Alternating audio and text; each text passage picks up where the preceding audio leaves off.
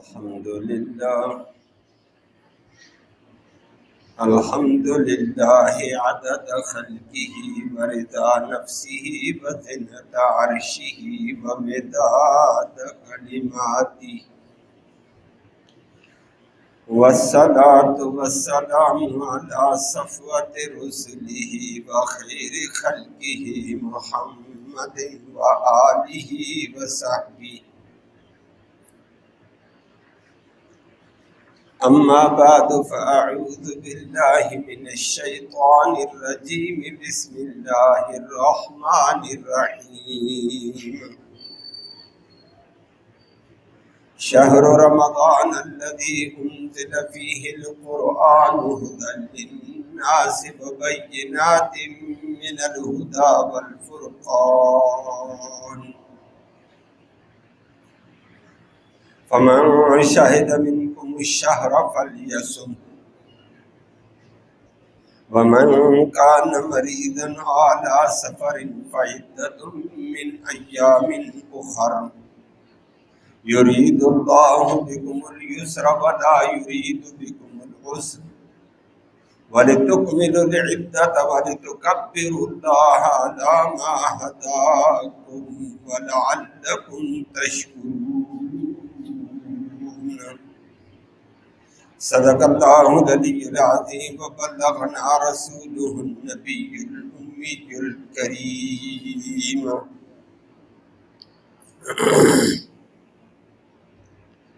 قابل عزت تکریم معزز سامعین کرام، آج کی اس آیت کریمہ میں ایک اللہ رب العالمین نے قرآن کی عظمت اور قرآن کی وجہ سے رمضان کی عظمت فضیلت کا ذکر فرمایا۔ نمبر 2، پھر اللہ رب العالمین نے اعلان کر دیا جس آدمی نے رمضان کا مہینہ سعادت برکتوں والا پا لیا ہو، اس کے ذمہ روزہ رکھنا فرض ہے، بالغ مسلمان کے ذمہ۔ نمبر 3 فرما دیا جو بیچارہ بیمار ہو یا سفر پر ہو تو فرمایا اس کے لیے اتنی ہی گنتی پوری دوسرے دنوں کی کرنی لازم ہے۔ اگرچہ رمضان کا روزہ فرض لیکن مسافر اور مریض کے لیے نہیں، وہ تو اور فرمایا اللہ تم سے آسانی چاہتا ہے، تم سے تنگی کا ارادہ اللہ نے نہیں کیا، مشقت نہیں، اور اللہ کا شکر ادا کرو اس کے اوپر۔ اللہ ہمیں اپنی شکر گزاری کی توفیق نصیب فرمائے۔ لفظی ترجمہ سماعت فرمایا شہر رمضان، رمضان کا مہینہ، الذی وہ عظیم مہینہ ہے، انزلہ اس میں اتارا گیا، فیہ اسی مہینے میں، القرآن قرآن۔ کیسا قرآن ہے؟ ہدن ہدایت دینے والا، للناس لوگوں کے لیے، لوگوں کو۔ نمبر 2، وبینات اور واضح دلائل ہیں اس قرآن میں، من الہدیٰ ہدایت کے، والفرقان اور یہی قرآن حق و باطل کا فرق کرنے والا ہے۔ نمبر 2، فمن جو بندہ بھی شاہدہ پالے منکم تم میں سے، الشہر رمضان کے مہینے کو، فلیصم پس چاہیے کہ وہ اس مہینے میں روزے رکھے، اللہ کا امر فرض۔ لیکن ہر ماہ بندہ روزہ کیسے رکھے گا؟ مریض اور مسافر فرمایا ومن کان مریضا اور جو آدمی مریض ہو، او علی سفر یا سفر پر ہو، فعدۃ پھر وہ گنتی پوری کرے، من ایام اخر دوسرے دنوں میں، یرید اللہ اللہ چاہتا ہے، بکم تم سے، الیسر آسانی، ولا یرید نہیں چاہتا ہے اللہ بکم تم سے، العسر تنگی اور مشقت۔ وَلِتُكْمِلْ پس چاہیے کہ تم مکمل کرو العدت رمضان کی گنتی کو 29 یا 30. وَلِتُكَبِّرُوا اور تم پڑھائی بیان کرو اللہ کی علامہ اسی طریقے پر ہداکم جیسے رب نے تمہیں بتایا ہے. وَلَعَلَّكُمْ تَشْكُرُونَ اور اس لیے بھی کہ تاکہ تم اللہ کا شکر ادا کرو. اللہ ہمیں شکر ادا کرنے کی توفیق، اپنے احکام کو اوپر پورا اترنے کی توفیق نصیب فرمائے.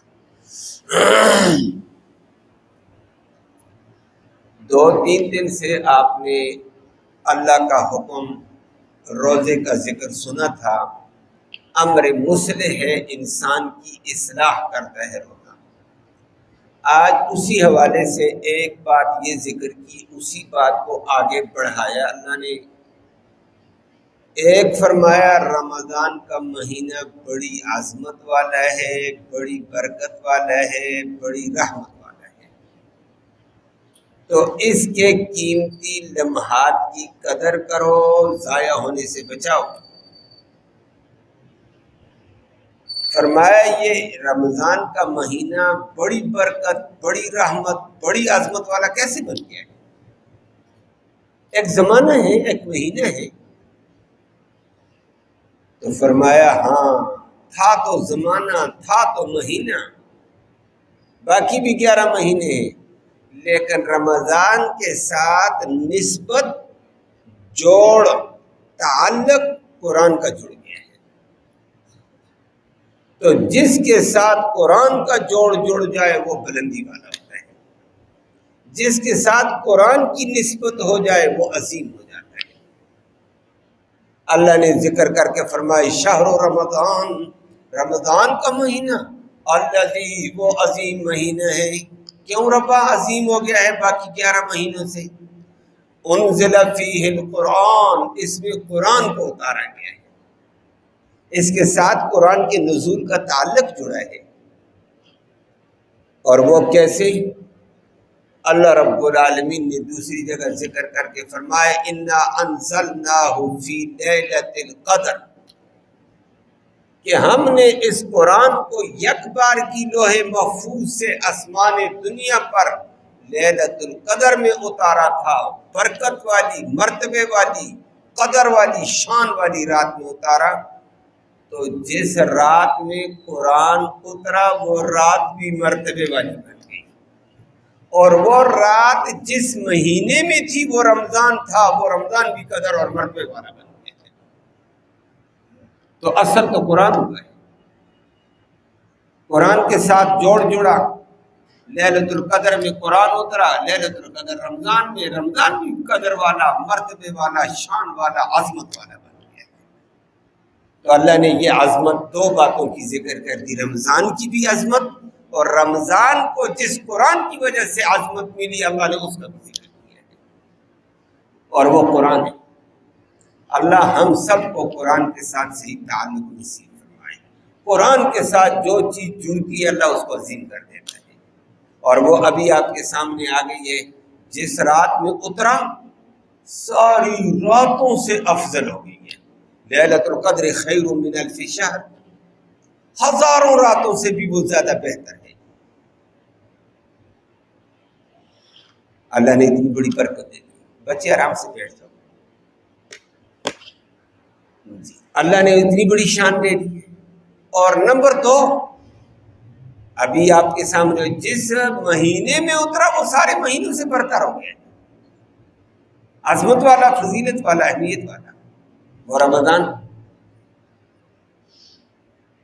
پھر تیسری بات بھی آتی ہے، مہینہ بھی برتر ہوگا، لیکن جس نبی پر اترا وہ نبی سارے نبیوں سے برتر. قرآن کی عجیب نسبت. جس امت پہ اترا ہے وہ امت باقی امم سے بہتر ہے.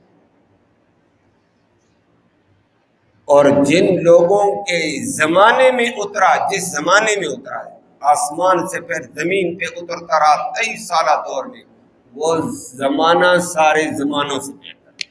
خیر القرون کرنی ثم الذین یلونہم ثم الذین یلونہم، فرمایا بہترین زمانہ نبی نے فرمایا میرا دور نبوت کا زمانہ ہے، جس میں قرآن اتر رہا ہے صبح شام صبح شام، پھر اس کے بعد اس کے قریب والا زمانہ آئے گا، پھر اس کے قریب والا زمانہ، وہ زمانہ بھی برتر، جس زمانے کے ساتھ قرآن کا تعلق جڑا ہے، وہ امت برتر، وہ بندہ برتر، زمانہ برتر۔ اللہ نے اس قرآن کی وجہ سے جو جو چیز اس سے جڑتی ہے وہ برتر ہوتی چلی جاتی ہے، بلند ترین ہو جاتی ہے۔ اللہ ہمیں بھی اس کے ساتھ جڑنا نصیب۔ تو ایک اللہ نے رمضان کی مرتبہ ربا کتنا برتر ہے، اللہ اکبر۔ وہ ماشاءاللہ رمضان کے فضائل آپ بھی سنتے رہتے ہیں، پڑھتے رہتے ہیں۔ الحمدللہ ایک کامل مسلمان کے دماغ میں اچھا خاصا خاکہ موجود ہوتا ہے کہ رمضان کے اندر ایک فرض 70 فرضوں کے برابر ہے۔ اچھا رمضان میں ایک نماز فرض ظہر پڑھی تو ایک نہیں 70 ظہروں کے برابر چلی گئی ہے، ایک جمعہ 70 جمعوں کے برابر چلے گئے، کتنی بڑی فضیلت ہے۔ اور اگر نفل پڑھو فرضوں کے برابر ثواب، فرض پڑھو 70 گنا آگے چلے گئے، کتنا بڑھا کر۔ عام دنوں میں جو نماز کا ثواب ملے گا 70 گنا بڑھا کر دیں گے۔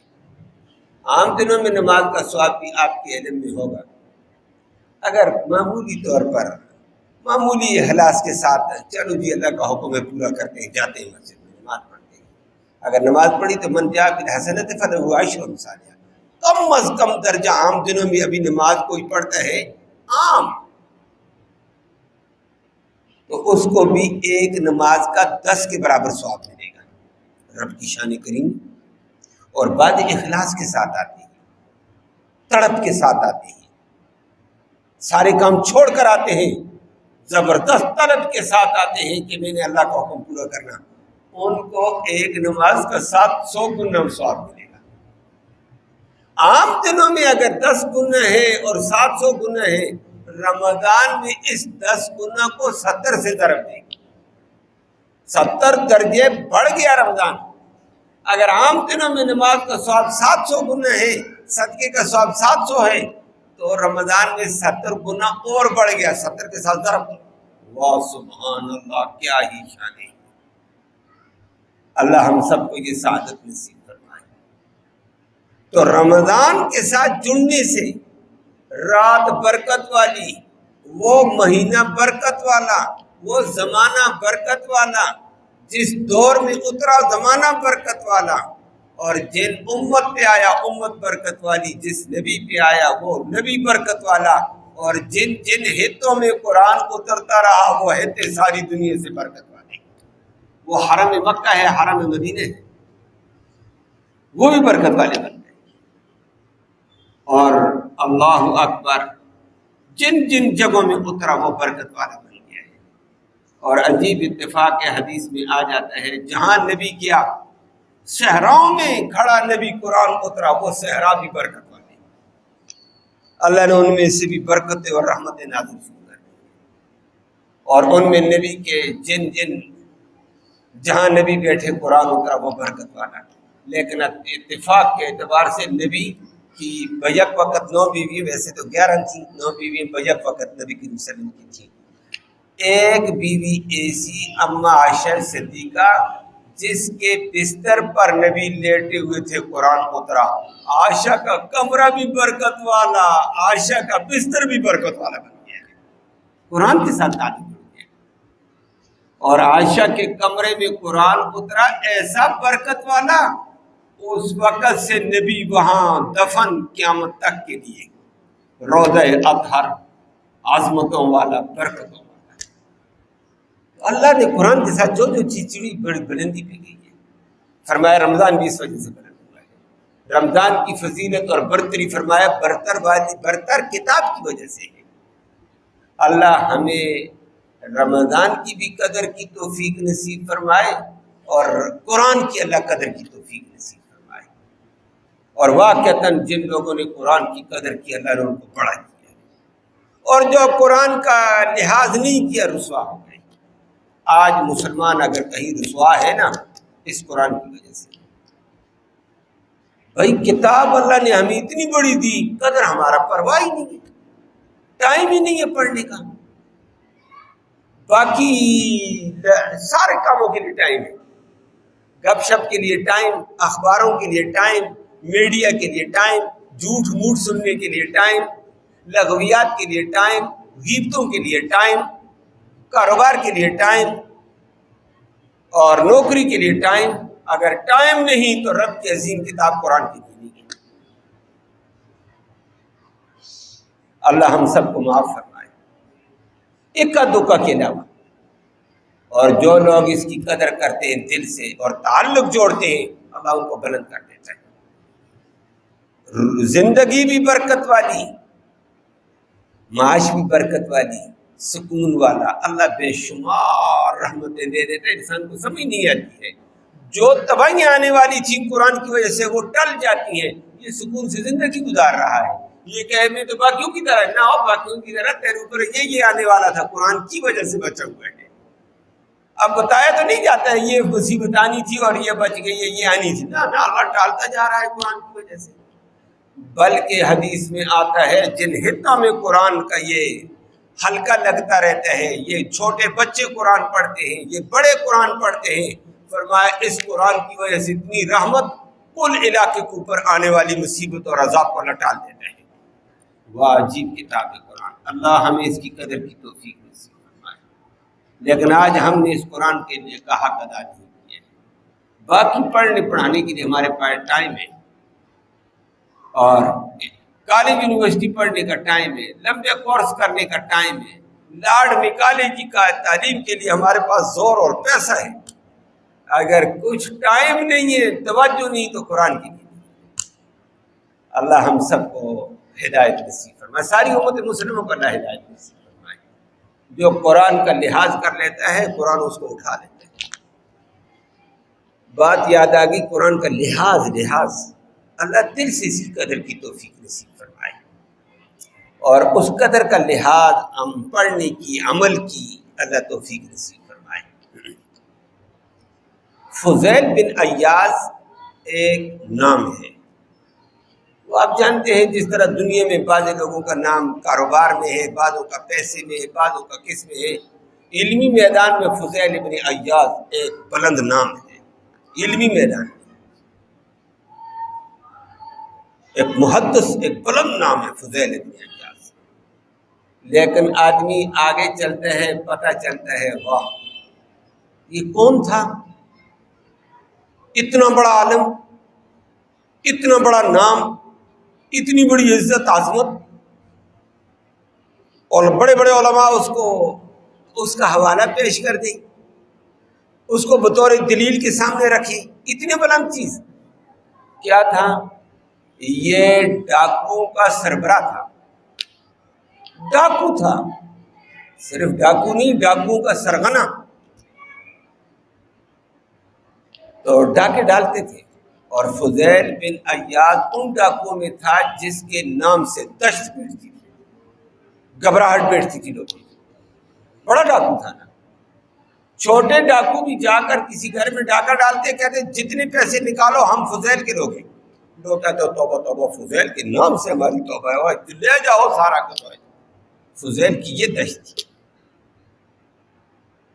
فضیل ایک جگہ ڈاکہ ڈالتے ہوئے، ڈاکہ نہیں گزرتے ہوئے اپنی ٹیم کے ساتھ جا رہا تھا، چلتے چلتے چلتے تھکا ہوئے تھے، کہیں سے آئے کہاں جا رہے تھے۔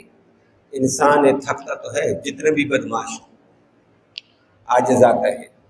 ایک ویران سا گھر تھا، اس نے کہا اپنے ساتھیوں کو یہاں آرام کرتے، نیند آ گئی ہے، تھکاوٹ ہے، تھوڑا سوئیں گے پھر آگے چلنا آسان ہوگا۔ تو رات کو سوتے ہی صبح جیسے ہی سحری ہوگی اٹھ کر نکلیں گے، علاقہ باہر نکل جائیں گے آبادی سے۔ کہا ٹھیک ہے جی۔ فضیل کو ایک کمرہ مختص کیا، سردار ہے ان کا سرگنا، آپ اس کمرے میں ہو جائیں، ہم ان کمروں میں دائیں بائیں، ہم چھوٹے لوگ دائیں بائیں، یہ مرکزی کمرے۔ چاندنی تھی. فضیل اس کمرے میں ہو گیا، باقی لوگ دائیں بائیں گر گئے. فضیل نے دیکھا کہ خطرے والی چیز تو دائیں بائیں نہیں ہے نا، اپنے آپ کو یہ لوگ سنبھالتے ہیں. اس نے ادھر ادھر ہاتھ مارے مارے، ایک تاک سا تھا اوپر، شیڈ تاک روشندان، اس پر ہاتھ لگایا. آگے کپڑے میں بند ایک چیز ملی ہے، اٹھائی فضیل نے، رب کا قرآن غلاف میں بند رکھا ہوا تھا. کسی مسلمان کا گھر تھا نا، تو مسلمان اپنے گھروں میں قرآن رکھتے ہیں اور پھر سفر کر کے دوسری جگہ چلے جاتے ہیں، قرآن اسی جگہ رکھا ہوا ہے، واپس آئیں گے پڑھیں گے. تو فضیل نے قرآن اٹھایا تو ڈاکو تھا، ڈاکا اپنی جگہ، گنہگار اپنی جگہ، لیکن فضیل کے دل میں اتنا پتہ تھا یہ رب کی کتاب ہے، یہ قرآن ہے. اس نے بڑے ادب سے اس کو جھاڑا، صاف کیا، صاف کر کے پھر اندر سے نکالا، نکال کر وہ غلاف میں رکھا کہ کہاں رکھوں اس کو، میں سو جاؤں، تھکا ہوا. باقی ساتھی سو گئے. اب صاف کر کے اپنے سر پہ رکھتا ہے، پھرتا ہے کہاں رکھوں گا، اچھی جگہ کون سی ہے جہاں قرآن رکھوں، اچھی جگہ کہاں ہے قرآن رکھوں.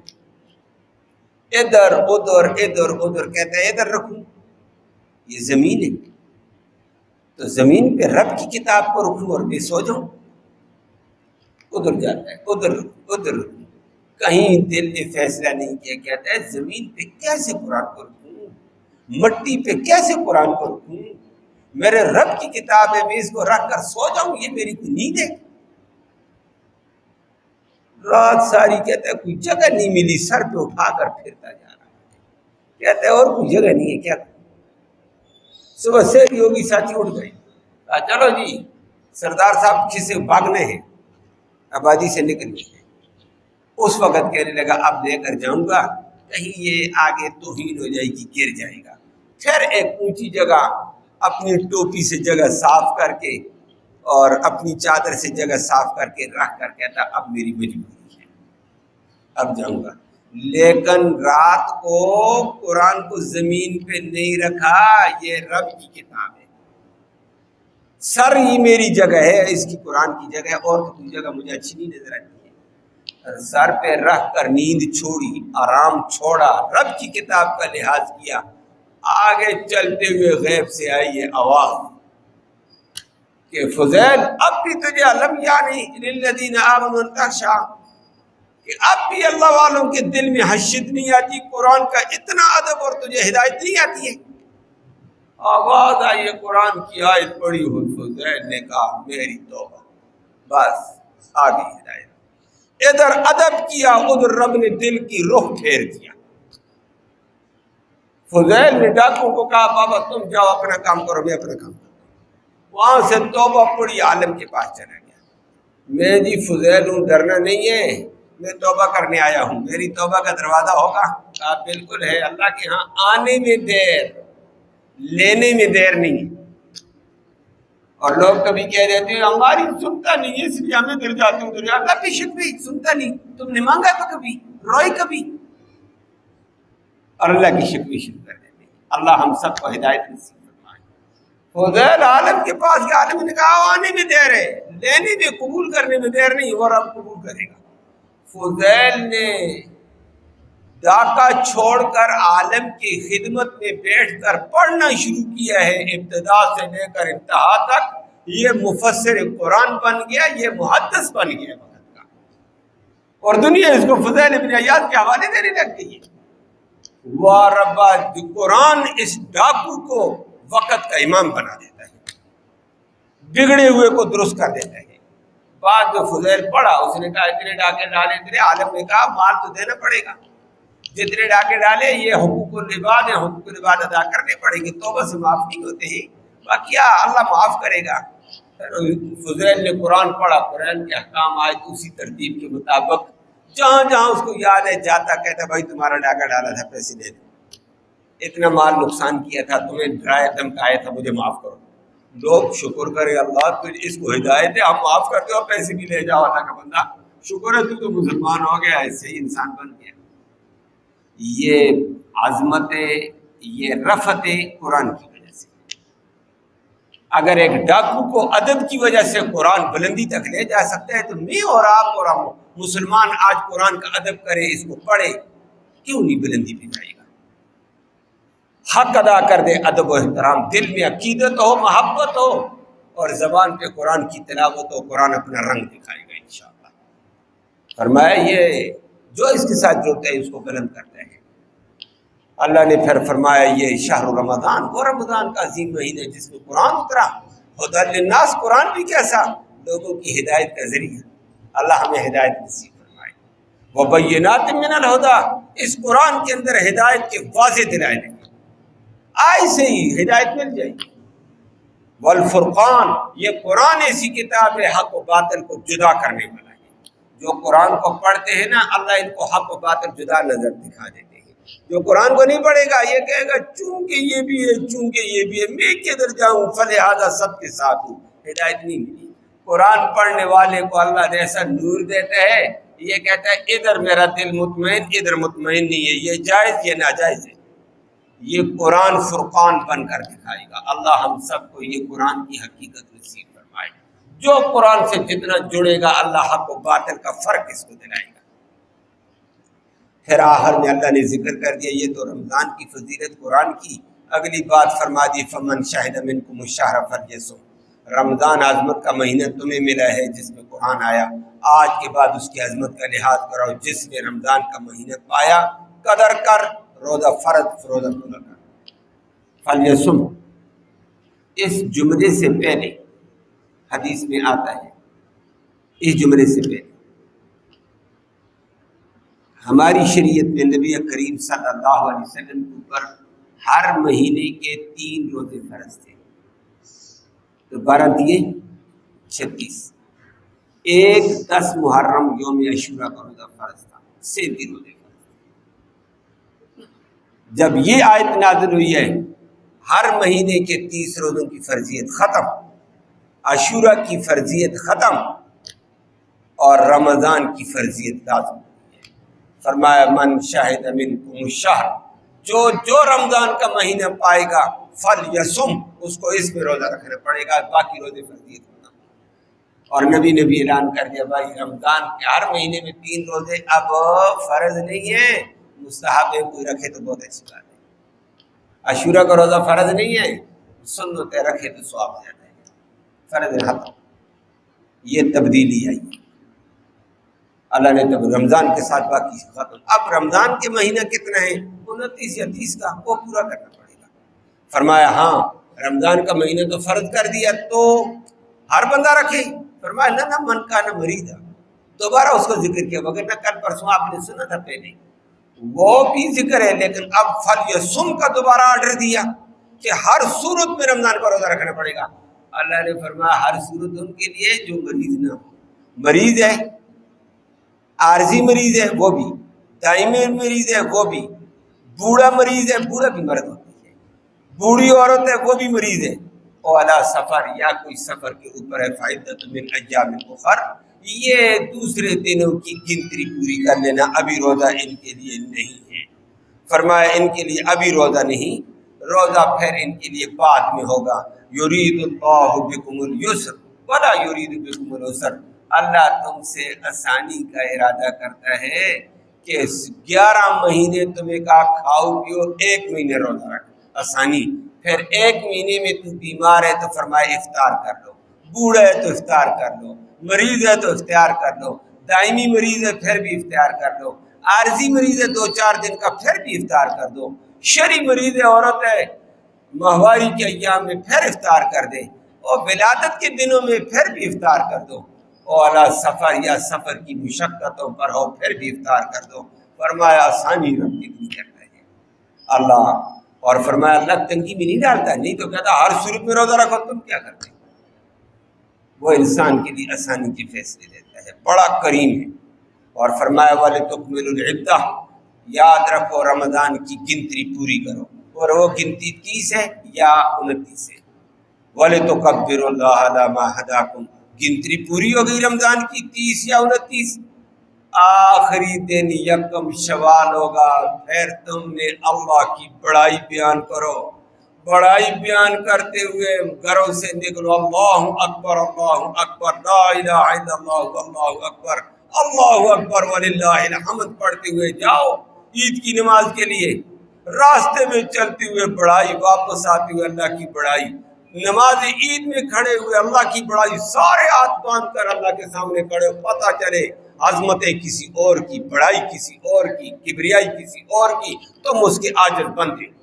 اور پھر امام بھی اس میں کیا کر دیتا ہے، عام نمازوں سے ہٹ کر امام بھی، امام کے ساتھ مقتدی بھی، وہ کیا کرتے ہیں عام نمازوں میں اللہ اکبر سبحانک اللہم و بحمدک و تبارک اسمک ولا الہ غیرک اعوذ باللہ من الشیطان الرجیم بسم اللہ الرحمن الرحیم الحمدللہ رب العالمین، لیکن فرمایا نہ آج بڑائی زیادہ بیان کرو۔ امام پھر اس لیے کیا کرتا، بار بار اللہ اکبر